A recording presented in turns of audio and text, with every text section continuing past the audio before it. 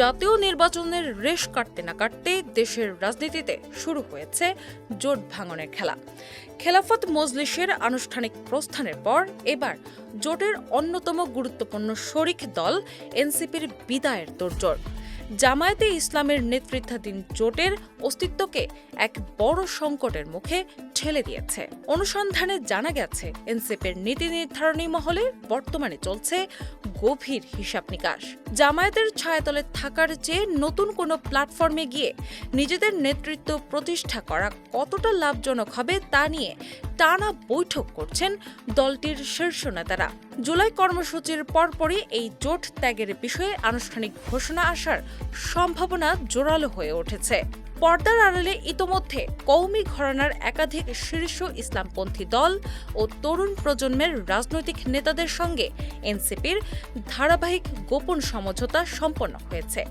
সেখানে কেবল আসন্ন স্থানীয় সরকার নির্বাচন নয়, বরং ভবিষ্যৎ ক্ষমতার সমীকরণ, বিচারিক সংস্কার এবং সম্পূর্ণ নতুন একটি রাজনৈতিক জোট গঠনের সুদূরপ্রসারী নকশা আঁকা হচ্ছে।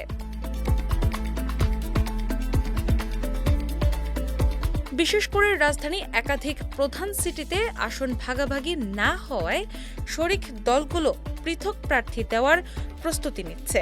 ফলে গতকালের জোট সঙ্গীরাই এখন ভোটের মাঠে পরস্পরের মূল প্রতিদ্বন্দ্বী হতে যাচ্ছেন। রাজনৈতিক বিশ্লেষকদের মতে এনসিপির এই সম্ভাব্য প্রস্থান জামায়াত কেন্দ্রিক জোটের জন্য এক চূড়ান্ত ভাঙনের টার্নিং পয়েন্ট। এর মাধ্যমে বাংলাদেশের ইসলামপন্থী রাজনীতি স্পষ্টত দুই ভাগে বিভক্ত হতে চলেছে। একদিকে সংকুচিত জামায়াত বলয়, অন্যদিকে কওমি ও তরুণ শক্তির সমন্বয়ে এক উদীয়মান বিকল্প জোট। জামায়াত নেতৃত্ব আলোচনার মাধ্যমে সংকট সমাধানের আশ্বাস দিল। আগামী কয়েক সপ্তাহের এই নতুন মেরুকরণই দেশের ইসলামপন্থী রাজনীতির পুরো মানচিত্র বদলে দিতে যাচ্ছে। দিনা ইসলাম, বাংলা বাজার পত্রিকা।